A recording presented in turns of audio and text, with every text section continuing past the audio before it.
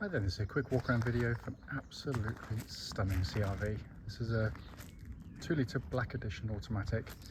Car's covered just 40,000 miles from new. Very, very well looked after. Go around the car as always do. You've got the black edition grille on the front there, and extended bumpers. Lights and lenses are clear and intact, there's no cracks or condensation. Bonnet, can't see any obvious stone chips. There will be something. There's always a microscopic one there somewhere. Near side of the car, lovely and smooth in the panel work, really clean. Near side fence alloy, very, very good indeed. And panel work, very clean. Not be the odd tiny little like brush mark, but nothing to write home about. And rear alloy, very good.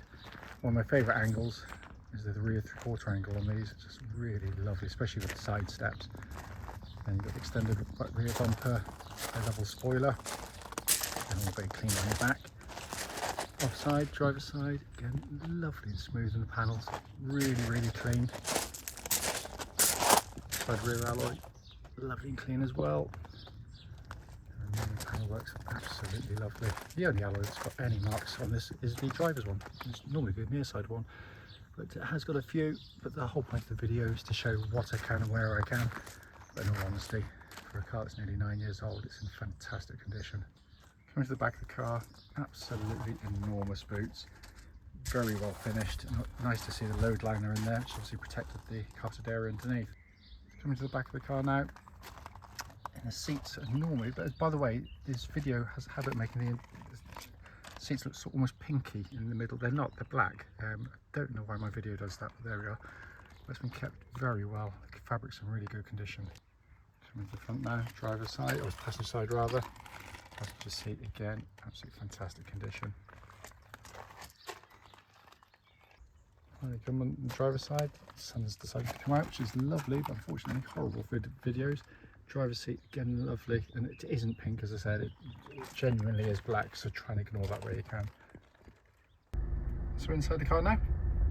Yeah, engine's running, so dashboard can be seen illuminated. You can see sat nav working exactly as it should. Up there, I'm just going to pause the video. There you can see first parking camera working exactly as intended. It's been kept very, very nicely indeed. So dashboard here, 40,083 miles. Only warning lights on there is for the low fuel. That's what kicks the information lights on, by the way. But very, very clean and tidy. So finally, just to show you, owner's manual pack and lock me on that key, all here and present with the car. Right then, this is a quick road test video, and this is for a Honda CRV. It's a 2-litre black edition automatic. Car's registered NJ64FVC, and mileage at the start of the road test is 40,075 miles.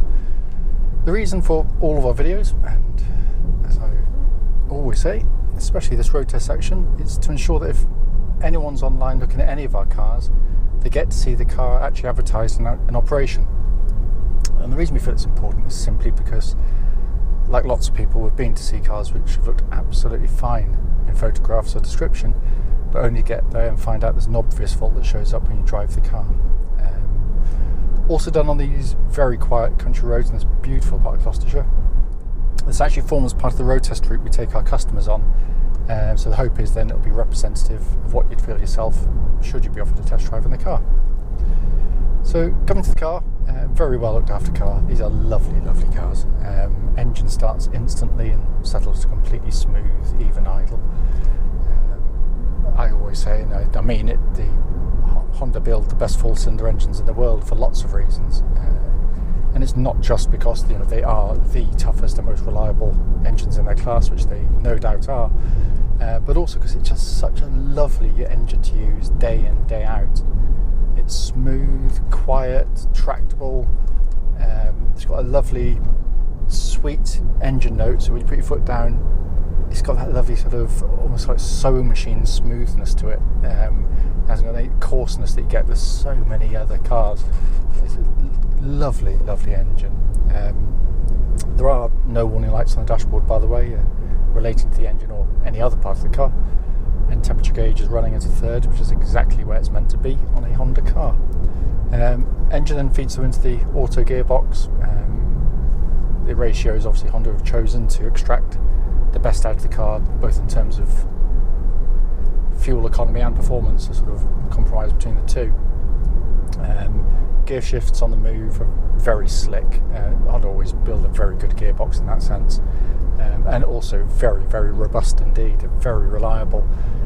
Notwithstanding that, I say to everybody, you should always do the same checks with any automatic gearbox. Just make sure that on the move the gear changes are smooth, and they should be, and they are perfect in that sense. But also, almost more importantly, when you select drive or reverse from stationary and neutral, there shouldn't be any great clunks or thunks as it engages, and there are none at all with this car. It's exactly as it should be. So coming to the steering and the chassis, I mean, Honda, they know this market so well. The CR-V's the best-selling SUV in the world, it has been for many years, and it's very easy to see why, because it's got such. It's very, very car-like, way ahead of its time. Only now are other manufacturers dawning on them that you can't get away with giving them a kind of van-like drive. But Honda were way ahead of the game, and the steering and the chassis are all parts of it. The steering's nicely weighted. It's very positive and accurate in use. The car follows absolutely faithfully when you turn in. It's not too sharp to unsettle it, and not so slow to make it feel slovenly. It hits the right sweet spot perfectly. It also tracks dead straight. There's no vibrations at this speed or any speed up to the legal limits actually. The chassis of the car, again, the design criteria for this type of car clearly is about family transport. So what it has to do is give you a comfortable ride, which it does. But when you go through corners like this one here, a bit yumpy and bumpy, turn in, and it just sits lovely and flat. There's very little secondary motion going on with it. Some of its competitors, when you get in them, can feel lovely and comfortable, but then you go into corner and they kind of lurch and lollop about, and that's where these are really, really good, and particularly so for rear seat passengers who might not be concentrating on the road ahead. And you can sort of get sort of car sickness very easily, but not in these. My kids are prone to it, and they don't suffer in the CR-Vs. Also worth pointing out, there's absolutely no clonks, rattles, anything coming from underneath the car that shouldn't be there. It's all in very, very fine order. Brakes likewise, lovely powerful brake pedal on the car. What I'm looking for in particular is for any kind of pulsing or vibrations coming back to the brake pedal, and there is none at all.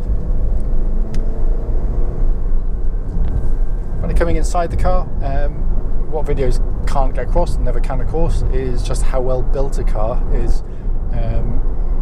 CR-Vs are brilliantly put together cars, and there's no squeaks, no rattles from the interior. Really nicely laid out interior as well, because even though it's very well equipped, it doesn't faze you when you get into the car. It's an easy car to get on top of very, very quickly. But what is noticeable is just the visibility is brilliant in them. Helped by these massive wing mirrors on either side to lane changes, manoeuvring, that kind of stuff. It just is a car that you don't feel intimidated by in any way. Dash layout is very, very logical and very simple, as I said, to come to terms with. Sat nav, as you can see, working perfectly there. You've got dual zone climate control system, which gives you the opportunity to give you slightly different temperatures side to side if you so wish. It is, what's the temperature today? 24 degrees, and it's muggy, hot. It's a lovely day actually, and that's ice cold, the air conditioning, so all working exactly as it should. Dash binnacle in front is typical Honda, simple, legible dials. They do it brilliantly. It gives the information, but in a nice way. Steering wheel, lovely leather-bound thing. Like the rest of the interior, very, very good condition. This is a four-wheel drive version of the CR-V, albeit there's no buttons to press or anything to activate, because it does it all for you. Basically, Honda, again, when they designed these cars, worked out very, very quickly that the vast majority of their customers would be driving as I am today, where you just don't need four-wheel drive on. So basically, it runs in front-wheel drive, two-wheel drive, pretty much the whole time, and that's the most efficient way to pull a car along. Only if it needs to go into four-wheel drive will it do so, and it will react more quickly than you can, because it's done through the traction control system of the car.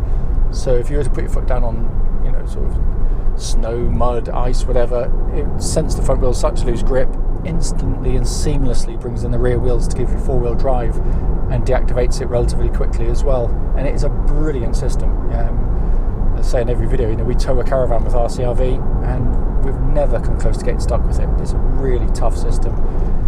Helped by its lack of use, also incredibly reliable. You know, I can't think in nearly 3 decades selling these things ever.